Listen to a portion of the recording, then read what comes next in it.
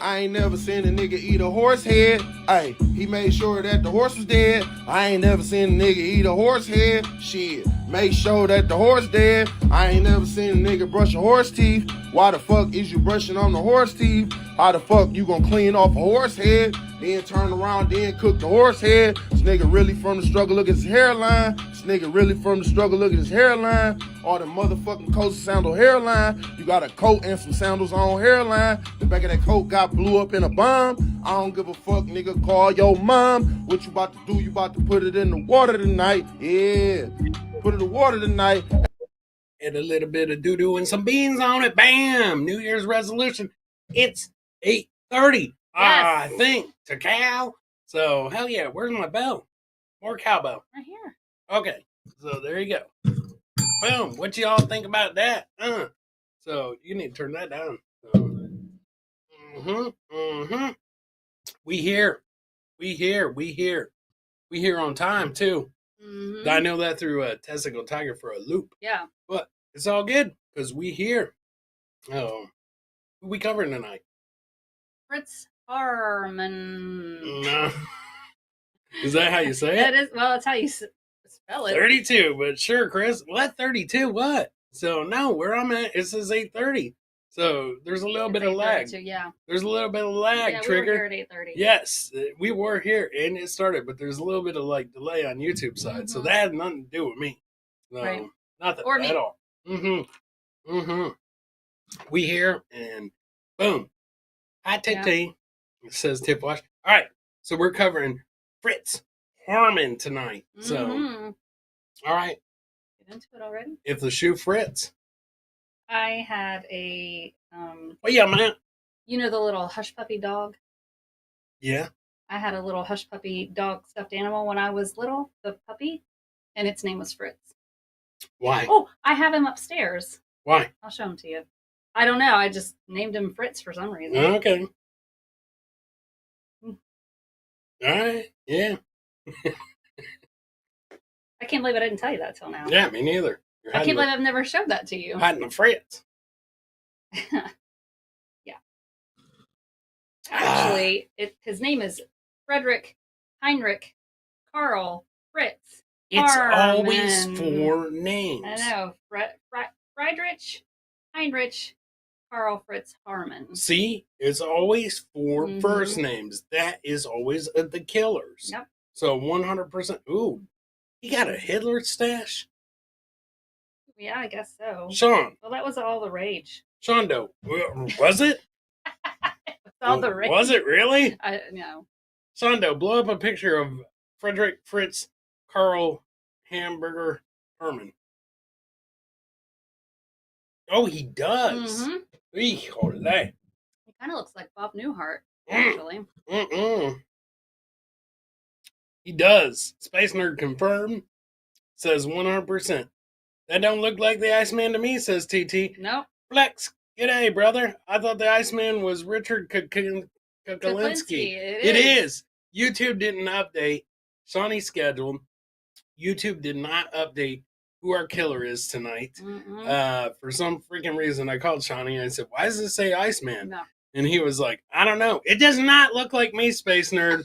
So that does not look like me. I do not have those kind of sideburns.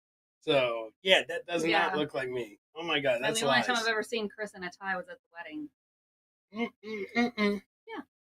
No, I've had a tie on before. Not with me. Yeah. When? I wear ties all the time. No, you don't. Okay. I got family ties. So do I. Bam. Hope they don't touch. Yeah, hold that. Yeah. I thought you guys were going to try the ice truck killer again. No. Yeah, nah. It's just YouTube being stupid. So we're going for the Vampire of Hanover. And he's also known as the Wolfman. Ooh. I feel like somebody else was called the Wolfman too. Yeah, Jack. Wolfman Jack. Yeah. No. I feel like we did another Wolfman. Psych, are the Steelers playing tonight? I don't know, Bo. I don't know. No.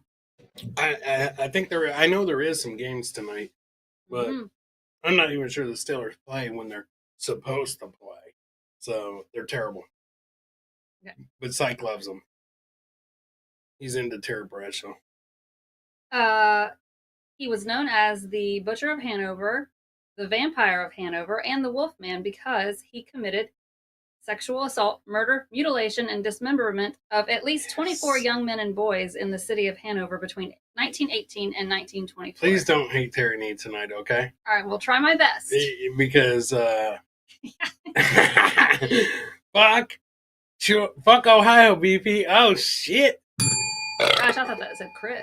It's because Brutal Pain is saying that the Steelers are losing tonight, and that is the best shit ever. And so Psychic mad. Yes, they were down 10-0 in the first quarter. Yes. Boom. Subject to the Zen Master. Bengals up. Subject of the Zen Master. Zen Meister. Oh, yeah. Alrighty. Oh my gosh. What? Found guilty of 24 of the 27 murders for which he was tried, Harmon was sentenced to death by beheading in December 1924. He was subsequently executed by guillotine in April 1925. Oh, shit. You can do it. Put your head into it. You can do it. Put your head into it. You can do it. Put your head into it. Bam. Took out 2 joints. Can you imagine? Honestly. Can you imagine? Well, I mean, it's a very fast way to go. But aren't you still alive until all the blood rushes out of your head? Who said that? Or you can still, your brain still functions until all the blood rushes out of your head? He's not a lizard. I thought I heard that somewhere. Probably a lizard does that. Like, I know there's like certain things that, like a fish. Well, still a living being. No, that's not true. Once your head's gone, that's it. You don't think no more. Well, not for very long, but until the blood leaves. Yeah, but once it's disconnected, it's like unplugging a cord out of the wall. I have unplugged my curling iron before and plugged it into the one up above because I need the bottom outlet, and it stays on. I unplug it and plug it in. That's because it's still hot. Right. No, because the light will go off and you have to turn it back on. If you unplug a curling iron like this and you plug it up above and the one up above it, the light comes off and you have to turn it back on again. But I have done it before where the light stays on. I don't think that being beheaded by a guillotine is comparable to unplugging a fucking curling iron and plugging it back into the top plug. It works sometimes. Terry Nee said almost 30 seconds. No, about 30 seconds. I trust Terry Nee because I love him. 30 seconds goes by quick, though. So, especially... it's not an instant death. Especially if your head's rolling around. So, maybe 15. That's a long time to be alive with your head unattached. You really aren't thinking about shit once What it's about detached. chickens? What about them? When chickens get their heads cut off, they still run around? Well, that's because that's a muscle reaction. Okay. Yeah. What's its head doing Look what happened when Lorena Bobbitt chopped off John Wayne Bobbitt's thing. He still went out and banged shit for a little while. Doubt it. Maybe a drum. It's called muscle memory. Yeah. No. Muscle memory. It happens. I hate Ohio. I call it purgatory. Bam. Oh my gosh. Well, that's true. No way to test this theory. It's not me, Space Nerd. Space Nerd thinks that motherfucker is me. That is not me. I'm still alive. He's not. I still have my head. Okay, both Eddie. of them. Yes. Harmon became known as the Butcher of Hanover due to the extensive... Hanover, Maryland? No, Germany. Oh, okay, because there is a Hanover, Maryland. Yeah. Yeah, there is. It's right next to Baltimore. To the extensive mutilation and dismemberment committed upon his victims' bodies, and by such titles as the Vampire of Hanover and the Wolfman because of his preferred murder method of biting into or through his victims' throats. Oh, God. Oh, my gosh. Okay, so you know what, LJ? Guess what, dog? This guy is from Germany. That 100% explains the mustache. So, yeah, there we go. I needed it being all needy lately. What? Nolan? I needed it. LOL. I'm being all needy lately. Oh, yeah. Go ahead, girl. Be needy because I speak ding dong. Syke's gonna need you too because his Steelers are about to lose. Girl. Yeah. Yep. Go ahead. You're gonna need me tomorrow. To high five you. Yeah, to high five me. Okay. Not because the Lions are gonna lose. The Lions are gonna fucking win. Let me finish. No, oh my God. So I said to high five you. Oh my God, Lions are going to win tomorrow. So this is game of the century tomorrow. I do wish to go to Cincinnati Zoo and see Fritz and Fiona the hippos. Oh, they're in Cincinnati? Space Nerd, don't go to that zoo. I've been to that zoo. That zoo is like, it's in the ghetto. I think, no, I haven't been to that one. I've been to the Pittsburgh Zoo. Oh wait, I've been to the Columbus Zoo. Yeah, Columbus, way different than Cincinnati. Cincinnati Zoo is like literally in the ghetto. I was at the Columbus Zoo 3 separate times, at least 2 separate times, and never saw a giraffe. You know why? No, I didn't even see a place for a giraffe. You know why? The only place I saw a giraffe was on the vending machine. You know why? No. Because the Cincinnati Zoo stole them. The zoo is ghetto. Josephus! Yeah. It's like the Brooklyn Zoo. Wu-Tang Killer, bees on the swarm. Ooh, Josephus is speaking German in there. That's not German. Josephus is just high as fuck off those cigars that he's been getting. He's like, hello, Ickenbacher. Drain the main vein, lesbians. Oh, that's not German. Fritz was born in Hanover on October 25th, 1879, the 6th and youngest child born to Johanna and Ollie Harmon. What? I was trying to keep up with the chat, man. Okay. Harmon was a quiet child with few friends his own age or gender, and who seldom socialized with any children outside of school, with the exception of his siblings. From an early age, Harmon's behavior was noticeably effeminate, like the last guy. Sykes mad at me. Why? Because the Steelers are losing. Now he's trying to make me into a fat girl. A fat girl? Yeah. So, for his videos? Yeah, because he's mad because of the Steelers. Syke, I'm going to turn you into a video of not the Pittsburgh Steelers. Okay. Yeah. From an early age, Harmon's behavior was noticeably effeminate. Ugh. Okay. And he was known to shun boys' activities, instead playing with his sister's dolls and dressing in their clothes. What does that tell you? How small was that guy?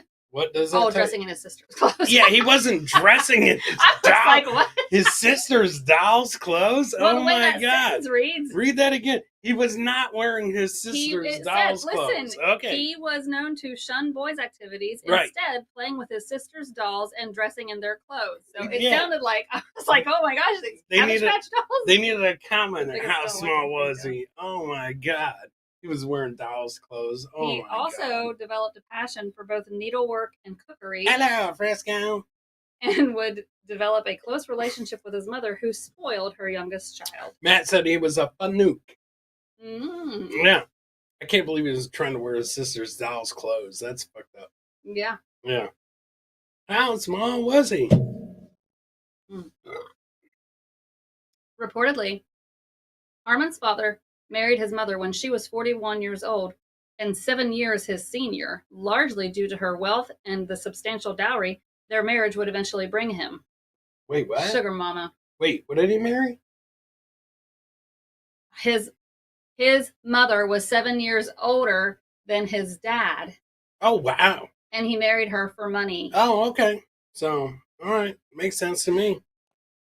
It does. I mean, he married 7 years. That's not that big of a deal. I was 7 years older than you. Yeah. He was a cougar in reverse, boo. He was a reverse cougar. Yeah. Rawr. Harmon Sr. was known to be argumentative and short-tempered and conducted several affairs throughout his marriage. Wow. Via his infidelity, he contracted syphilis in his later years. Ooh, that's what's wrong with him right there. This is the dad. Yeah. Oh. Despite his father being an authoritarian who had little time for his children and a notorious womanizer, Harmon's parents remained together until his mother's death in April 1901. Ooh. See? Oh, she died first, too?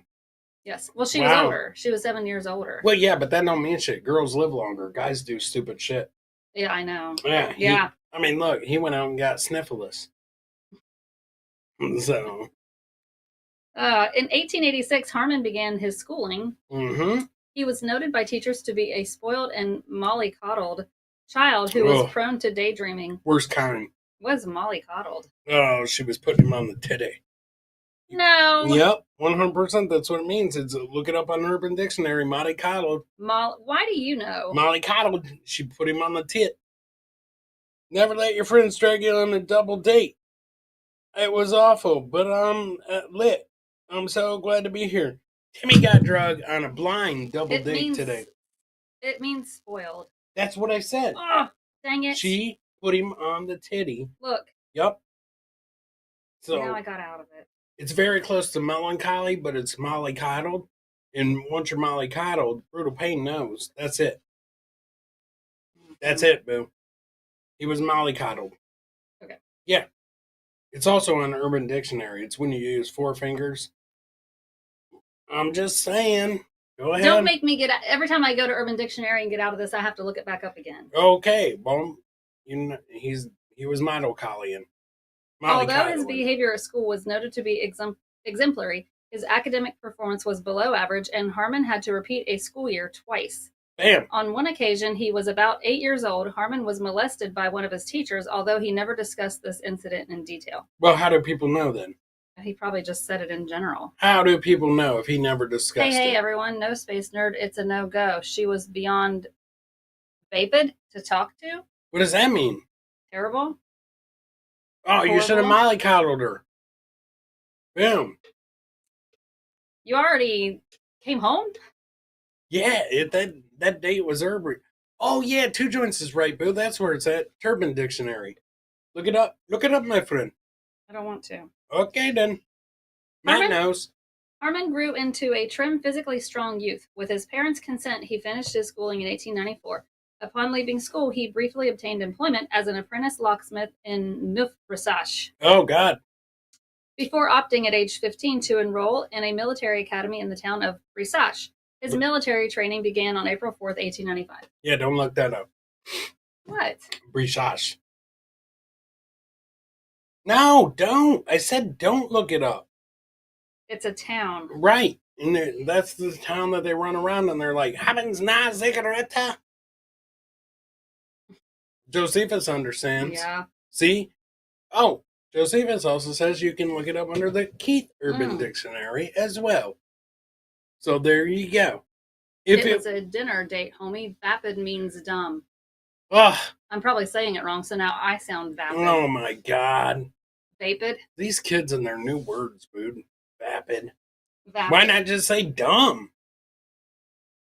Right? He's trying to show off. I know. He's like, she was very vapid. And I was very rapid. It's a time to rock around. Keith Urban Dictionary. Timmy. That's right. It's Timmy. The Keith Urban Dictionary. Yeah. So funny. Timmy's trying to say, Timmy, what'd you have at dinner? Did you have fish? Timmy, not me. We went to dinner tonight. Right? And yeah. I wanted to have the fish, but I didn't. Why? Well, it was on your menu, but it wasn't on my menu. Right, because fish is on most guys' menus. Oh my god! I'm just saying, Stop not it. me. Oh my god, I didn't make the menu. I didn't make the menu. Oh my god, did I write that menu?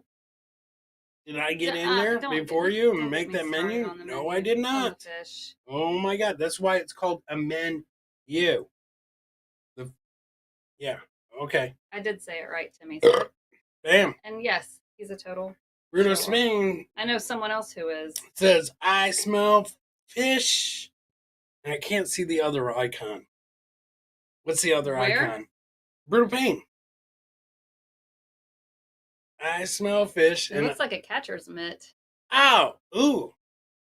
Oof. Oh, no, I think it's 2 fish. You guys run it if it smelled like fish, weirdo. Right.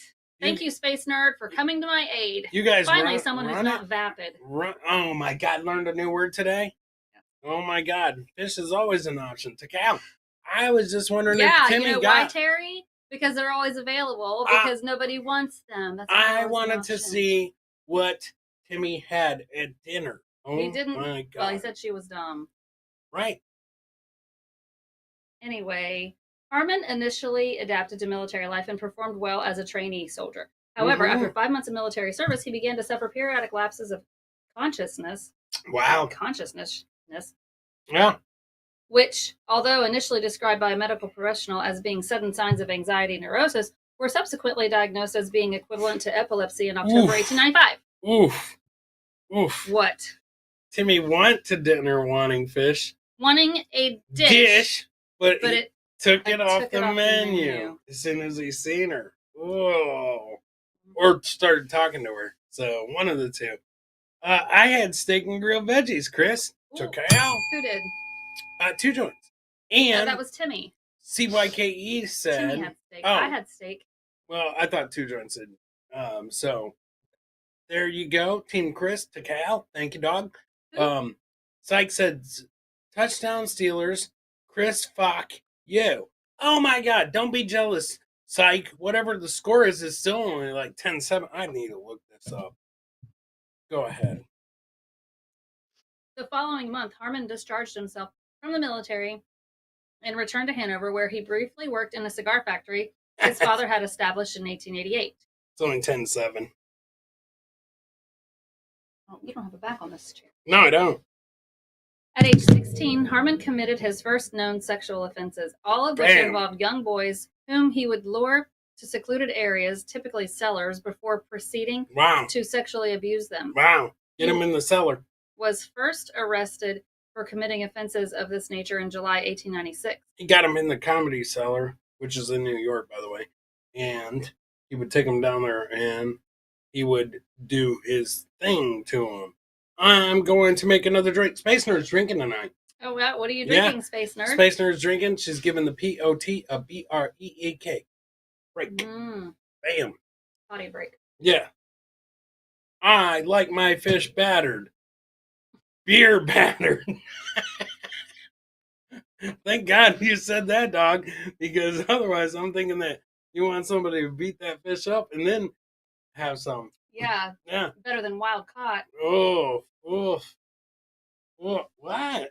Oh my God. I swear you do. It's not me. My wife made shrimp scallops and noodles in heavy cream butter sauce, and it smelled wonderful. That does sound nice, Terry Nee. Bam. Now, that's the kind scallops. Of... Yes, that's where it's supposed to smell like fish, in the kitchen. Yeah. I'm pretty sure it does in most kitchens. Oh, you are horrible. You are awful. You really are. All I said was, oh my God. Oh my God. When this is over, you better make sense out of this. 2 joints is right. And it better be the right way, because that is not. I have Seagrams for replayables. Takal. Oh, as Shawnee Boy says, Seagrams. Wild caught mud skippers. Ooh, yeah, those are the fish in the back. So you got to be careful of the mud skippers. You do? No, you absolutely do. There you go. Smell just good. Make a fish foundation, boo. Oh my God.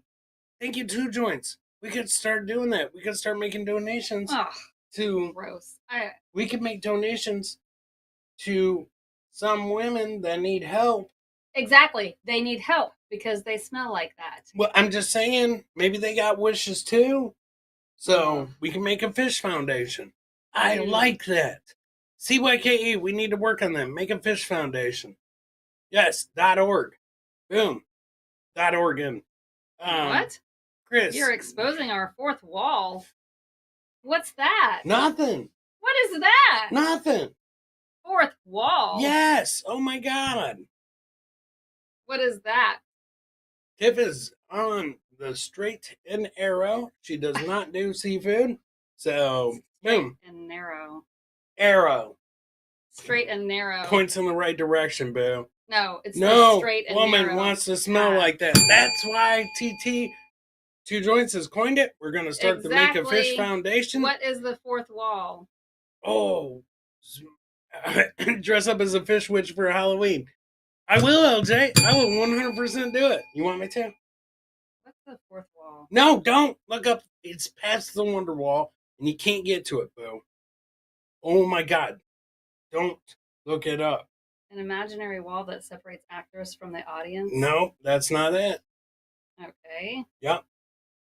Boy, I'll tell you what. Tonight, we switched drinks. We're not drinking beer.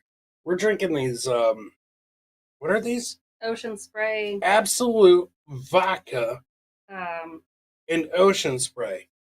Potent as fuck, ladies and gentlemen. So, yeah, they're not bad. they're pretty potent. I have raspberry. I've had pineapple. Cranberry raspberry. And it is pretty good. Vodka, cran, pineapple. Don't know what the content is, but 4.5. pretty fucking potent. 4.5. So, yeah. You got to go deep to hit that fourth wall, boo. I already know what it is, Boom. Timmy. How do you know? Because I Googled it. How do you know? I Googled it, and it's nothing like... It's pasta, steak, and chicken. Liz raised in a cloister? Yes. What's that? Oh my god, it's past the fourth wall. It's to the left. Oh my god. This ain't a wine cooler tonight, TT. So, I don't normally drink liquor, but when I do, I drink it with Ocean Spray. Mm-hmm. Bam. Uh-oh. Spursner's Gert and Terps. Oh, shit. I'm going to, too. Tip's going to get Terps. I'm surprised this hasn't kicked in yet. Oh, just wait. Oh, boy. I slammed this. So, because it goes down a little too smooth. Mm-hmm. Wow. Chris, what's next? Malibu on the rocks, big guy? Yeah. Fucking making fun of me. Oh my god. Cloister Liz. Mm-hmm. Uh-huh. Mm-hmm. Okay. Bam. Told you.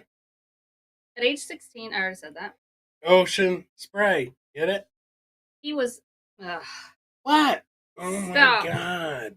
He was first arrested for committing offenses of this nature in July 1896. Following further offenses, the Division for Criminal Matters opted to place Harmon in a mental institution in the city of Hildesheim in February 1897. Nobody wants to go to Hildesheim, boo. Space Nerds drinking the Sailor Jerry's tonight. Whew. Oh, let me tell you. Sailor Jerry's spiced rum. That folks. is motherfucking rum. Let me tell you.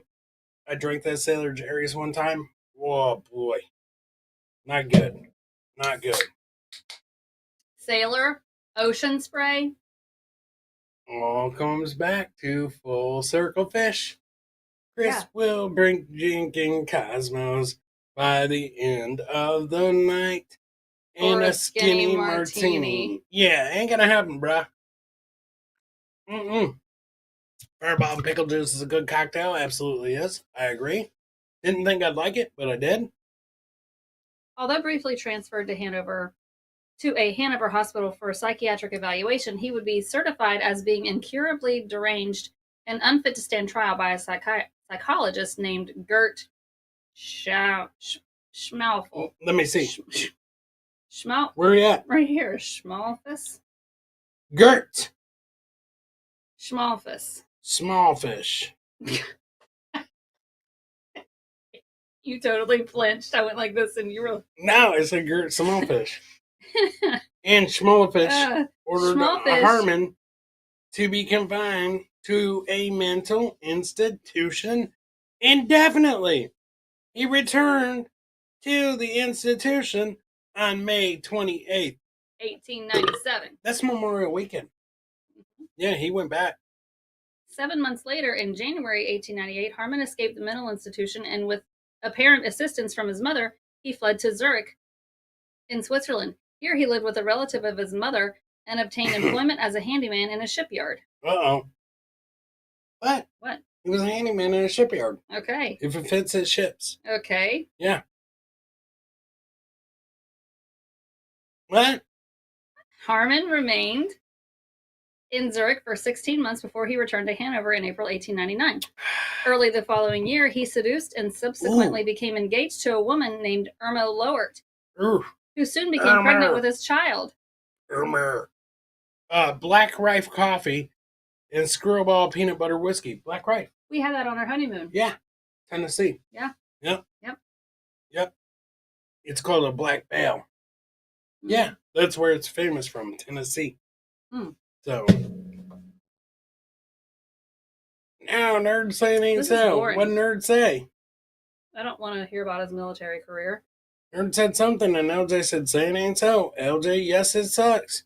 Ooh. Oh, shit. He had some dizzy spells and was hospitalized for 4 months. What? Oh, okay. I got you. Go ahead. What? No, I'm going to keep you in the dark. What are you talking about? Boo, this is information past the fourth wall. What are you talking about? Nothing. Go ahead. You're being rude. Did you have fish on your honeymoon? You didn't. Nope. What? Oh my God, I had Tennessee whiskey. Yeah. No, I don't think either one of us had any fish. Yeah, the mountain mouth. I didn't have fish there. I did. No, you didn't. You okay? We had the same thing. There was no fish there. Oh, shrimp. Fish. I hate this. I really do. I really hate it. All right. Do we care about his dizzy spells? Oh my God, Space Nerd. Homie is the queen. Treat her as much. As such. Thank you, Space Nerd. Professional Chris, you got it. Different there. Space Nerd tears. When does your pop break in? So, Space Nerd's taking a pop break. Be one of those guys. Got you, Tyranny. Got you, dog. What? Stop it. Tyranny taught me this handshake when I met him. It was. We were like, yeah. For the teenage. Okay. Do you want me to read about his military service? Yes. On October 12, 1900, Harmon was deployed to the Alsatian city of Colmar to serve in the No. 10 Rifle Battalion. Throughout his service, he earned reputation among superiors as an exemplary soldier and excellent marksman, and he would later describe this period of service as being the happiest of his entire life. Wow. After collapsing while on exercise with his battalion in October 1901, Harmon began to suffer dizzy spells and was subsequently hospitalized for over 4 months. He was later deemed unsuitable for service and work, and was discharged on July 28, 1902. Jelly Bean said, homie has great hair. Thank you, Jelly Bean. Jelly Bean. Bam. Thank you. Get out. Get out. Get out. Okay. Talk about... Discharged from the military under medical terms described as being probable dementia praecox. Oh, shit. Wait, what? Back it up. What happened? Discharged from the military under medical terms described as being probable dementia praecox. Oh my God. Praecox?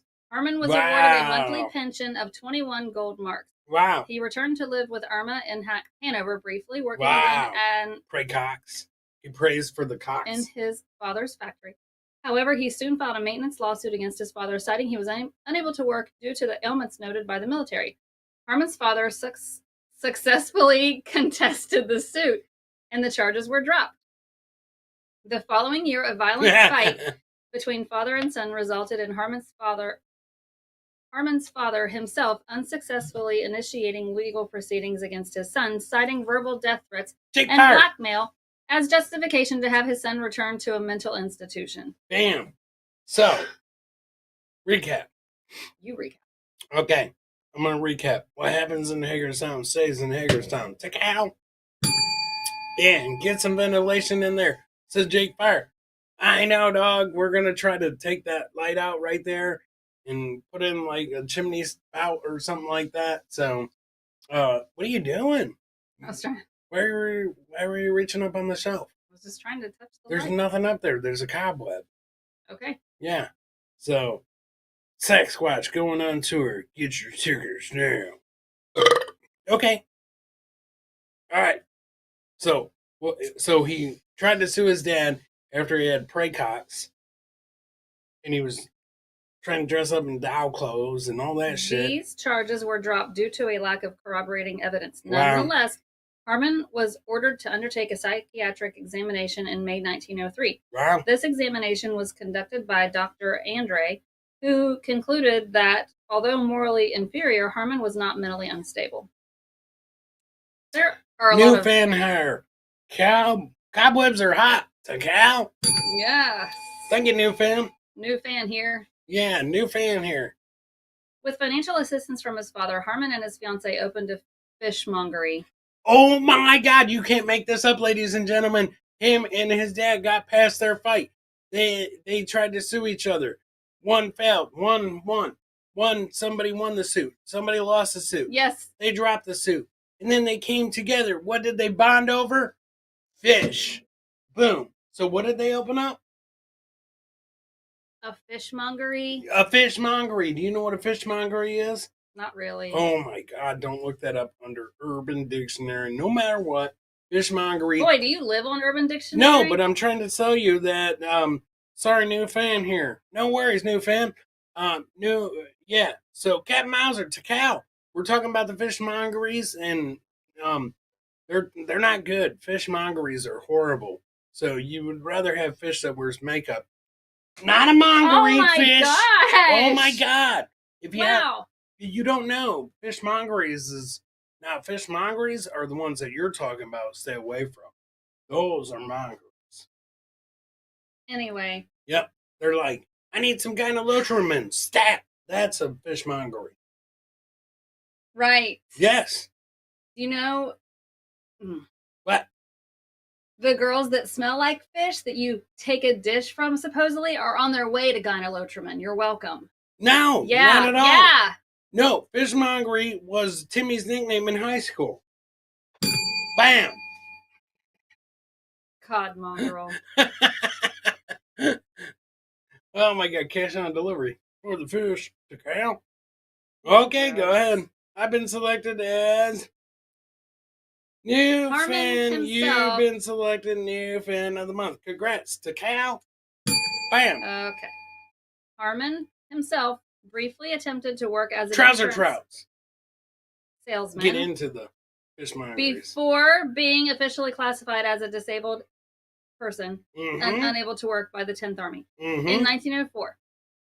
As a result, his monthly pension was slightly increased. The same year, his fiancée, while pregnant with his child, terminated their engagement after he accused her of having an affair with a student. Ooh, that means that wasn't his child. As the fishmongery was registered in her name, Irma simply ordered her fiancé to leave the premises. Wow. She registered the mongery in her name, probably could prove it in court because she was like, she opened her legs and was like, it's my mongery. And they were like, yep, you win. Yep, 100%. So that's what happens to those clapper girls. Not me, boo. It's them, not me.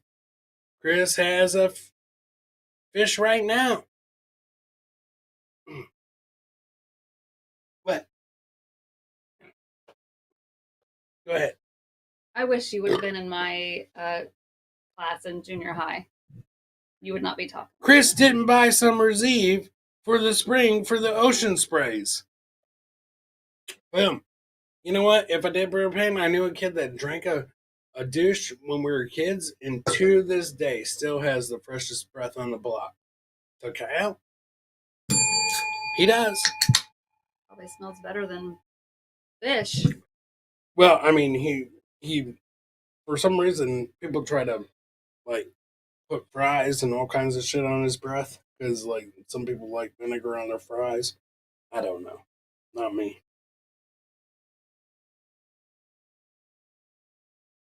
Okay, go ahead. For the next decade, Harmon primarily lived as a petty thief, burglar, and con artist. Turd burglar. Although he did occasionally obtain legitimate employment, he invariably stole from his employers or their customers. Beginning in 1905, he served several short prison sentences for offenses such as larceny, embezzlement, and assault. What are you laughing at? Nothing.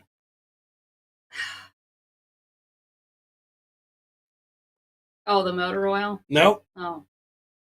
Big tuna from Liz is in junior high? Bam. No. Oh my gosh. Yep. Good. Aw, thanks, Space Nerd. Read what Space Nerd said. Liz would have been one of the cool chicks I wanted to hang out with in middle school. Yeah. Yeah, you can sit at my table, Space Nerd. Terry Nee said she doesn't look young. What? He's joking, boo. Oh my God. That's what we do behind the fifth wall. Yeah. Go ahead. On one occasion when working legitimately as an invoice clerk, Harmon became acquainted with a female employee with whom he later claimed to have robbed several tombstones and graves between 1905 and 1913. Some Bonnie and Clyde shit right there. Consequently, Harmon spent the majority of the years between 1905 and 1912 in jail. In late 1913, Harmon was arrested for burglary. A search of his home revealed a hoard of stolen property, linking him to several other burglaries. Yep, third burglar. I'm telling you. Despite protesting his innocence, Harmon was charged with and convicted of a series of burglaries and frauds. Wow. He was sentenced to 5 years imprisonment for these offenses. That's it? Yeah. She totally did. Liz, you look good enough for 1940s standards. Absolute babe. Oh, thanks, new fan here. Bam. There you go. 1940s babe. Bam. Yep. So he went to jail for turd burglaring some graves and shit like that. Mm-hmm. Ocean spray for that fresh feeling. Mm. Yes. You just put it down there, wash it out. Yeah. Shake it out. If girls were supposed to smell like fish, don't you think douches would come in fish scent? They don't. No, not at all. It's right. to get in there and neutralize. Right. Yeah. So that they don't. Yeah, but that's also the ones that are trying to cover something up. I swear, it's like you want someone to smell like fish. No, I'm saying that if you... That's it. I'm going to start cooking fish again. You said I couldn't. No. If you love it so much, we'll have it every night. No. If you go downtown, okay, for example. I'm not going to like this. If you go downtown and, let's say, for example, I'm trying to think of a hypothesis right now. If you went, well, let me think here. Okay, put it this way. Thank you, Terry D. If you went to eat bacon and it smelled like cereal, would you eat it? Wow. So you're saying you like fish. And nope. And you like a variety of women. No, is that what you're saying? No. What I'm saying is, if you go downtown, it better be a fish lunch. Like, when you go down there, it better be natural, not covered up by some kind of Summer's Eve propaganda or some shit like that. Nobody's covering anything up. You don't know. Okay, natural isn't fish. Fish is something's wrong. Neither is Vagisil wipes. Fish is something's wrong. Yeah. Yeah. Yeah. I'm not saying that it's going to smell like peppermint or roses, but it's not going to smell like the ocean. I know, but do you know how gross fish smells? Do you understand that Matt said $20 downtown is the same to Kyle? I don't even know what you're talking about. I mean, I'm going to cook fish every day. I like fish. I like salmon. I like tuna. I like orange roughy. I like trout. I like shrimp. It's not a fish, but I like flounder. I like tilapia. I like cod. Women's I like softball. You like WNBA. I mean, oh my God, that's what you're saying. I'm going to ask you point blank. Do you want your woman to smell like fish in the bedroom? No. Then stop acting like you love it. I'm just saying. Stop acting like that's an option. Oh my God. Listen, when Noah had the ark and stuff like that, he put 2 of every kind of animal on the ark, right? Okay. Yeah. Well, when a woman walked on, it was 2, and they smelled like natural fish. There's a natural fish in the ocean that smells good. It's in the Bible. Look it up. Ezekiel. Oh my gosh. Do not drag the Bible into this, because this is not. I'm telling you. I'm 100% telling you. Should smell like a natural fish. Boom. Where do you think that song Natural Woman comes from? I guarantee you the lyrics to Natural Woman has no fish reference whatsoever. Really? What's the lyrics? Tell me. You make me feel like a natural woman. Boom. Yeah. But when you're leading up to it, oh my God, just read the lyrics and you'll know. There's all kinds of hidden decoders. Okay, go ahead. Jeez. Matt, I'll do it for you, dog. Do what? Stop while I'm ahead. Yeah, you're not ahead. Yes, I am. Due to compulsory conscription Bam. resulting from the outbreak of World War I, Germany saw a shortage of available domestic manpower. In the final years of his prison sentence, Harmon was permitted to work throughout the day in the grounds of various manor houses near the town of Rendsburg, with instructions to return to prison each evening. Oh, so he got on work release. Big Kahuna said, fish in the kitchen, not in the bedroom. Right. Thank you. Thank you, Big. Yes. Boom. Longer than but yes, I'm aware. I've been aware of basically took my place. What? I don't even know. So, all right, go ahead. Cat Mauser, my dog. Are you keeping up? All right, go ahead.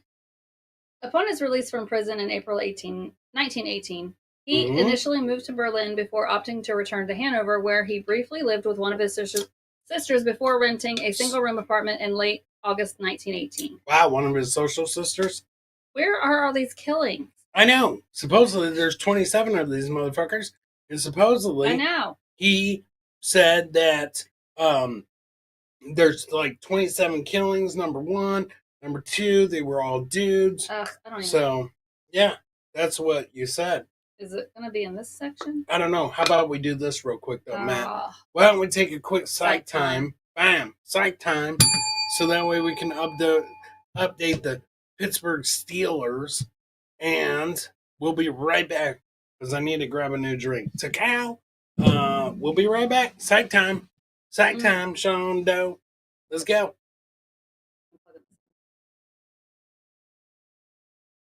We the hosts of a night price show. Kristen, homie, bringing the flow. Homie late, man, never on time. Chris loves iguanas, scanty, non-serial killer stories. We obtain. Jaws dropping and shot, all remain. We got the mic and we stage the thrill. Creeping stories, keeping them real. Serial tales, gotta be chill. Watch the drama, climb it uphill. Roll me the hooga, wild and free. Always distracted, lost in spree. Chris talking, laughing, peeking out. On iguana splashing without a doubt. Horror tales, yep, we can rate. Stay tuned through every update. We got the mic and we stage the thrill. Creeping stories, keeping them real. Serial tales, gotta be chill. Watching drama, climbing uphill.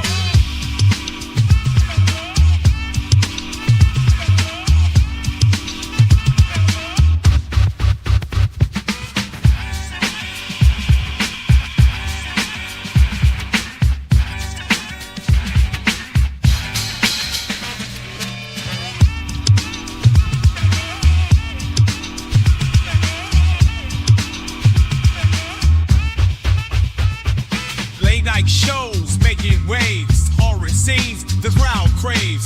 Homie trips, Chris misbehaves, but the thrills no one can deprave. We got the mic and we stage the thrill. Creeping stories, keep them real. Serial tales, got them and chill. Watch the drama, find it uphill.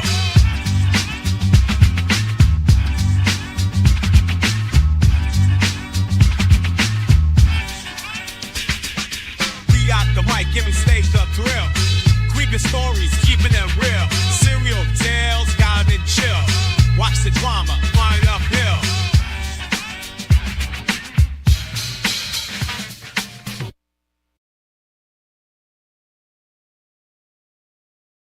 Extreme love for your study again. The sun will walk away, mind they trot to the minutes again. Homie loves the jazz caps, hookers on her mind. Killing with the Eagles, bodies hard to find. Chris taking smoke breaks on the low unwind. Serial killers lurking, but you know it's all a grind. She got that dirty edge, her fashion on attack. Loves the way she curved, crispy in the back. Iguanas watch it all. Jungle in the track.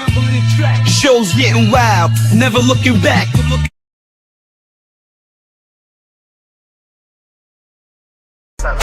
With the plot, I'm liking this spot. It's one of a kind. Put it all on the show. Why is you all in the glow? Homies, jazz caps, so fly. Baby, Hoogers, she loving them so. Chris taking breaks for the smoke lately. Iguanas, the streams, let them flow. Killing with the Ables, they know. Serial killers, they put on a show. Back in the scene, better hold on tight.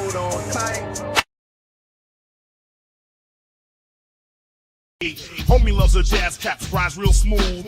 Boogers on her feet, yeah, that's her groove. Griffey taking smoke breaks, hitting the haze. Angry iguanas, clapping in a daze. Serial killers on the late night shows. Honey and Chris, that's how the story goes. Caps and smokes, living life, no fakes. Grabbing every moment, give and take.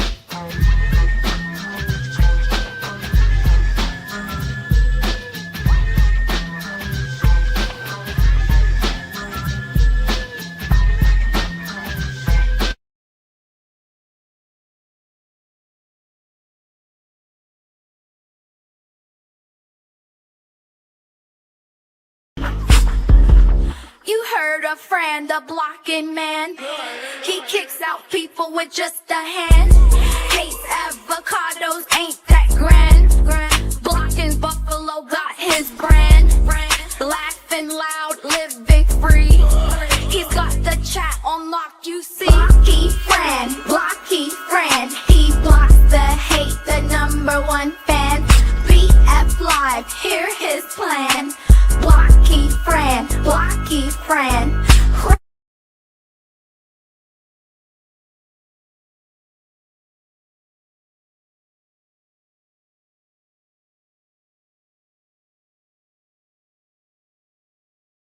Can you show me a picture?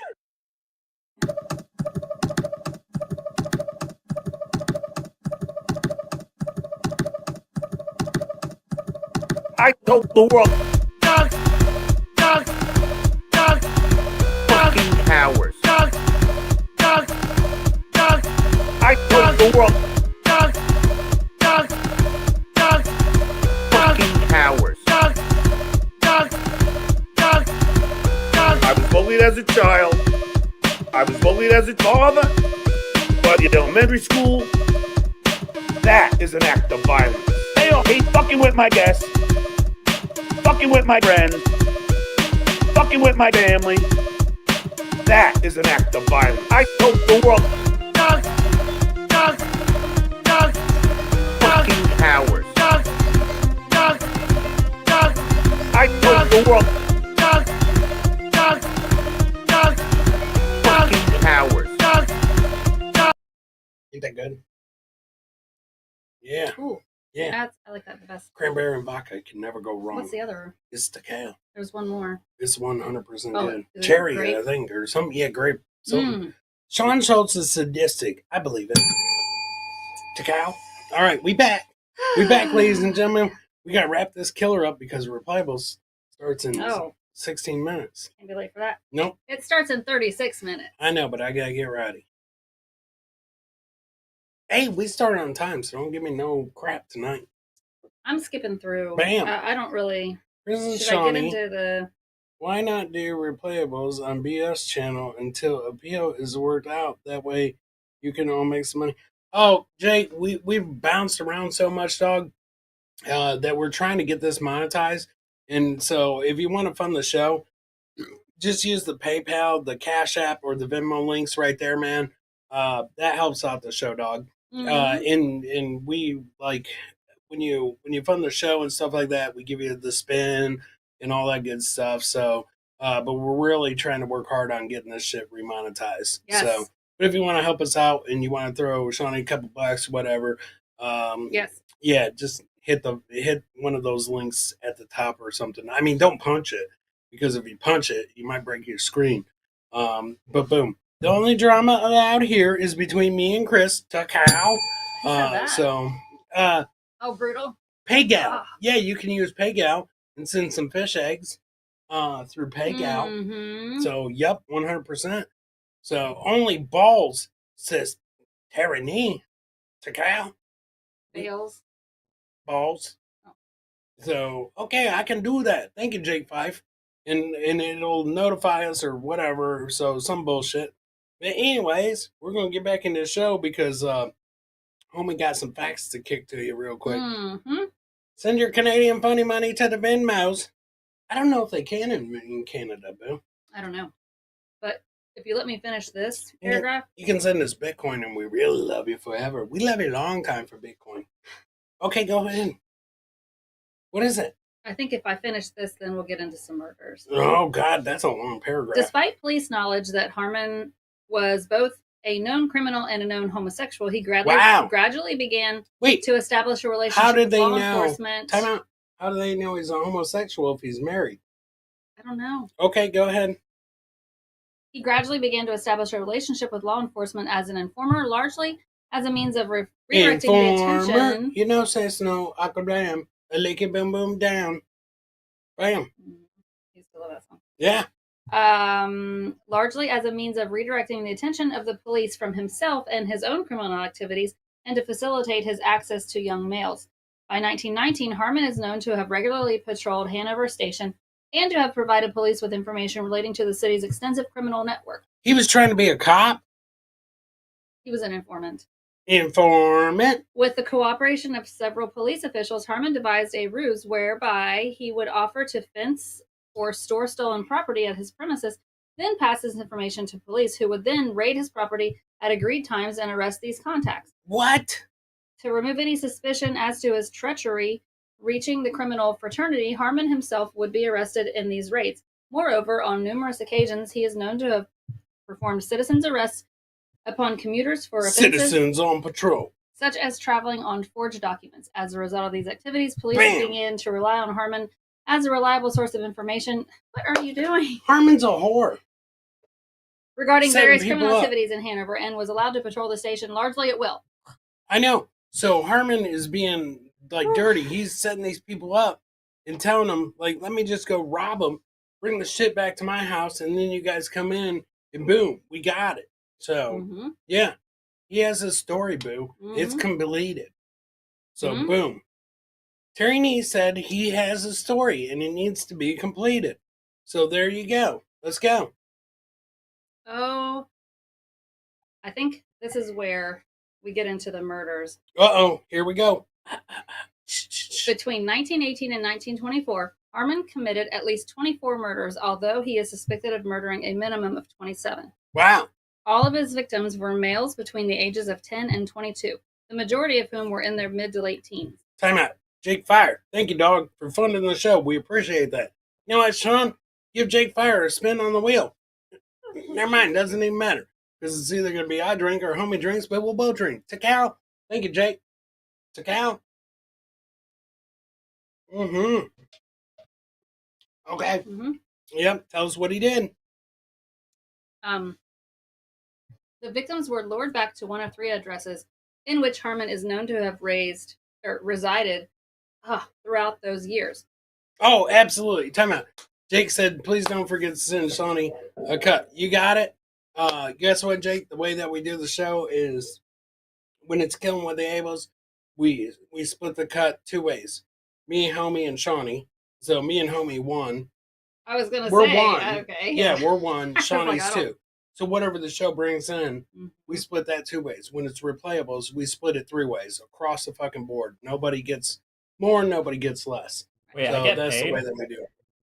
Oh, shut up, Sean. Like you didn't get paid a couple days ago, bitch. Yeah. The victims were lured back to one of these addresses in which Harmon is known to have resided throughout those years.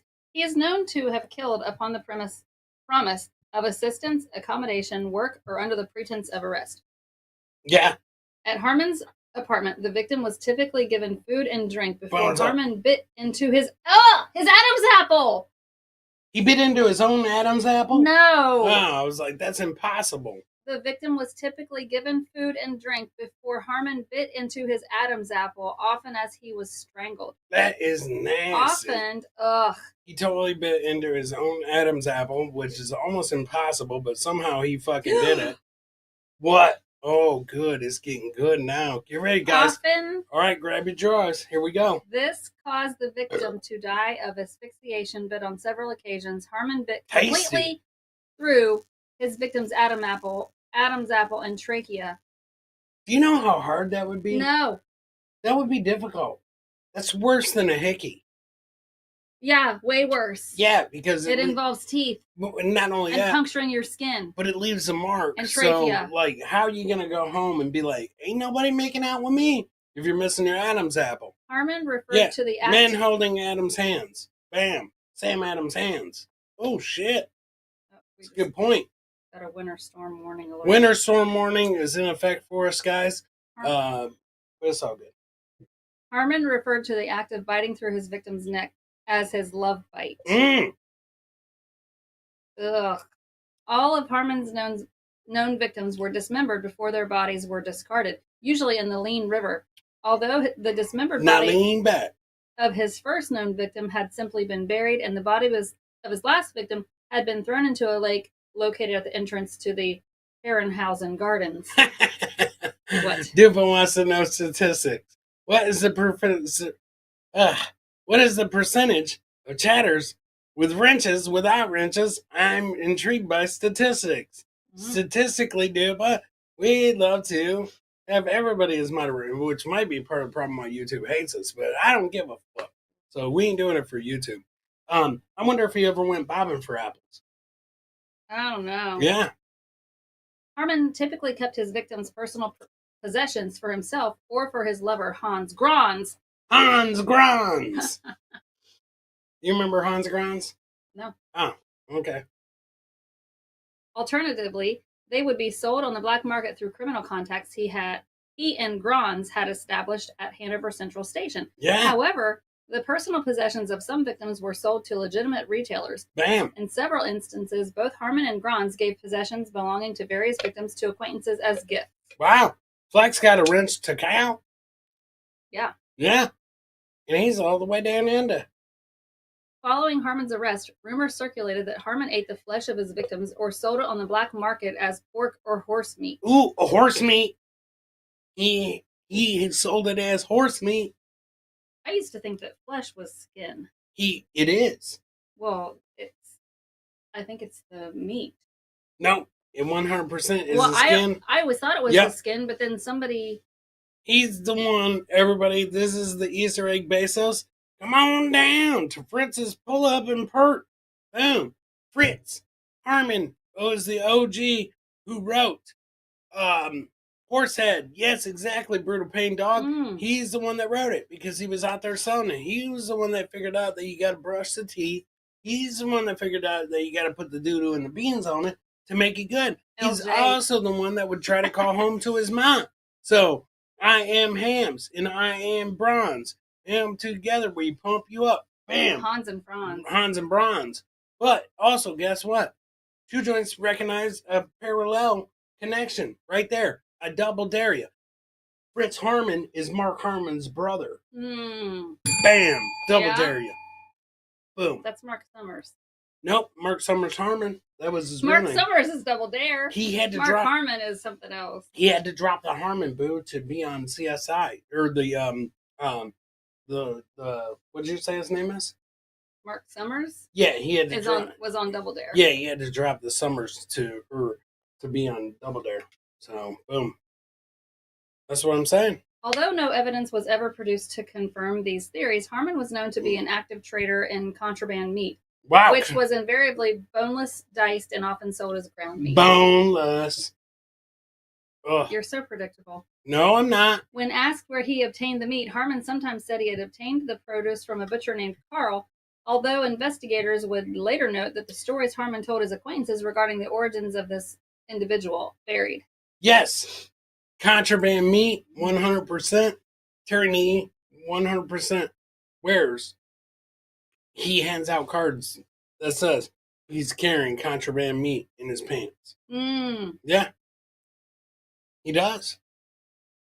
Harmon's first known victim was a 17-year-old runaway named Friedel Roth. Frito-Lay. When Roth disappeared on September 25th, 1918, his friends told police he was last seen with Harmon, who at the time resided in a single-room apartment at 27 Sellerstrabe. Right. Under pressure from Roth's family, police raided Harmon's apartment in October 1918, where they found him in the company of a semi-naked 13-year-old boy. Ooh. He was charged with both the sexual assault and battery of a minor and sentenced to 9 months imprisonment. Boneless biceps or fire. Ew. Boneless biceps. Harmon later said to detectives that when they searched his apartment, the head of Friedel Roth was stowed behind his stove, wrapped in newspaper. Oh my God! Read all about it. So cow. I'm confused. He had the head behind the stove. Jeffrey Dahmer stole his story. I mean, he's chilling with naked little boys and shit. So the 13-year-old was a different. Was a different kid. Okay. Yeah. Jamie Bezos said he had it labeled, used in new parts right here. Harmon avoided serving his sentence throughout 1919. That October, he met an 18-year-old youth named Hans Grans, who had run away from his home in Berlin following an argument with his father on October 1st. Grans had slept rough in and around. What? Had slept? What's this? What? You're not even listening! Yes, I was. Go ahead. Grans had slept rough in and around Hanover Station for approximately 2 weeks, selling old clothes in and around the station to earn enough money to simply eat before he encountered Harmon. Right. He was a homeless dude in Hanover. Oh, slept rough means homeless? Yeah. It does? Well, it's either that or he took it up the back door with no Vaseline. So, either way, it was rough. It was a MC Hammer. Let's make it smooth. Oh, my gosh. Rough. Was that MC Hammer? Yeah. Huh. Long before Daddy.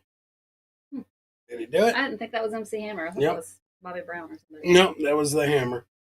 Here comes the Hammer. Okay, we got to hurry up. Relationship with Hans Grans. Dahmer really liked his vapid bricks. Vapid. Yeah, them too. Timmy does too. In his subsequent confessions to police, Grans stated that although his sexual orientation was heterosexual, he himself initiated contact with Harmon with the intention of prostituting himself, having heard of Harmon's homosexuality through acquaintances he had established in Hanover. Wow. Harmon himself stated following his arrest that he viewed Grans as being like a son to him, adding that he pulled him out of the ditch and tried to make sure he didn't go to the dogs. Right. He pulled him out of that ditch, which is code word. Shortly after their initial acquaintance, Harmon invited the youth to move into his apartment, and gotta go get 6 before replayables, fam. Be back in a few. TT, be careful. So hopefully we'll see you soon. Be careful though. And criminal accomplice. Hans Gruber. That's what I was thinking, Matt. That's the person I was thinking of. Hans Gruber. Who's that? I remember that. So McGruber. Off of SNL. McGruber. Yeah.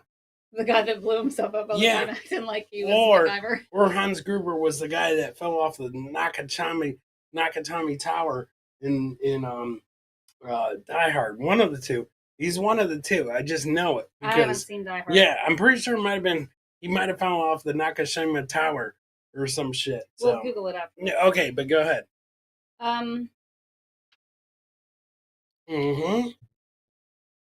According to Harmon, although he was smitten with Grans, he gradually became aware that the youth manipulated and had occasionally mocked him. A few times, Grans was evicted after heated arguments, only for Harmon to plead with him to come back. Despite manipulation Harmon endured at the hands of his accomplice, he later claimed to tolerate the capitulation as he craved Grans' companionship and affection, adding, "I have to have someone I meant everything to." Somebody tongued out somebody. That's fucking funny. Anyways, go ahead. They timed me out last week. All right, but go ahead. Where are you at? Oh, I do. No, yeah, that's the point. You're trying to deliver the story. Harmon served the 9-month prison sentence imposed in 1918 for sexual assault and battery between March and December 1920. Wow. Upon his release, he again regained the trust of the police and again became an informer. Harmon initially resided in a hotel before he and Grans lodged with the middle-class family. What? Wow. You lived in a garage? No. With a middle-class family? A hotel before He lodged with a middle-class family? I'm pretty sure. In a garage. Through a hotel? And a garage. No. Oh, where's the garage come from? Your head? Oh, okay, go ahead. Through criminal contacts, Harmon became aware of a vacant ground floor apartment located at whatever. The apartment was located in a densely populated old house located alongside the Lean River. Ooh. Harmon secured a letting agreement with the landlady, ostensibly to use the property for storage purposes. Wow. He and Grons moved into that place on July 1st, 1921. Him and Hans. Here's some more murders. Captain Mauser, are Ooh, you here's going the to handle murders. this for replayables? It's a cow. Oh man, there's a I love whole it. bunch here. Holy shit. This might be a TBC, boo, unless you get into it. Well, I mean... Well, how many murders are there? Well, look. Right here. Holy shit. Well, it's not too much. Well, okay, go ahead. Read them fast like the Micro Machines guy. That's a lot of murders. Harmon's subsequent victims largely consisted of young male commuters, runaways, and occasionally male prostitutes, whom he would typically encounter in or around Hanover Central Railway Station. The second murder Harmon is known to have committed occurred on February 12, 1923. The victim was a 17-year-old pianist named Fritz Frank, whom Harmon encountered at Hanover Central Station and invited to his New Straff residence, where he introduced the youth to Hans Grons and two female acquaintances, one of whom was Grons' female lover. According to Grons' lover, that evening, Grons whispered in her ear, "Hey, he's going to be trampled on today." The following day, both these acquaintances returned to Harmon's apartment, where they were informed by Harmon that Frank had traveled to Hamburg. Speculation remains as to Grons' knowledge of Harmon's intentions towards Frank when he made this comment to the two female acquaintances. According to Harmon, following this murder, Grons arrived unannounced at his apartment, where he observed Frank's nude body lying upon Harmon's bed. Grons had then simply looked at him and asked, "When shall I come back again?" 5 weeks later, after the murder of Frank, on March 20th, Harmon encountered a 17-year-old commuter named Wilhelm Schultz at Hanover Station. Schultz had been traveling to work when he encountered Harmon. No human remains identified as belonging to Schultz were ever found, although most of his clothing was in the possession of Harmon's landlady, Elizabeth Engel, at the time of his arrest. 2 more victims known to have been murdered at this house before Harmon vacated the apartment. On June, 16-year-old Roland Hooch, who disappeared on May 23rd after informing a close friend he intended to run away from home and join the Marines, and 19-year-old Hans Sonnenfeld, who disappeared on or around May 31st and whose distinctive yellow overcoat Harmon is known to have worn after the youth's murder. That's some pretty good reading, actually. Bam! I described it for the hearing impaired while you were reading all that, Bill. Yeah, I know. Yes. Go ahead. On June 9th, 1923, Harmon moved into a single-room attic apartment at 2 Rote Reich. 2 weeks after moving into this address on June 25th, Ernst Ehrenberg, the 13-year-old son of Harmon's neighbor, disappeared while running an errand for his father. Wow. His school cap and braces would be found in Harmon's apartment following his arrest. 2 months later, on August 24th, an 18-year-old office clerk named Heinrich Strub was reported missing by his aunt, with whhom he lived. Right. Many of Strub's belongings would also be found at Harmon's apartment.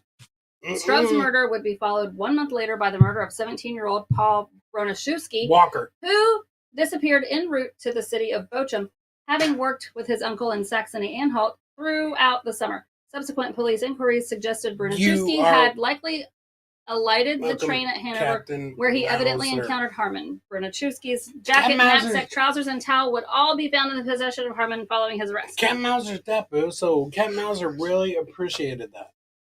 That I was acting it out while you were doing that. So Captain Mauser's deaf and now can enjoy the show. I don't know if anybody's even listening. Yes, 100%. Do you not know? Captain Mauser just said, boom.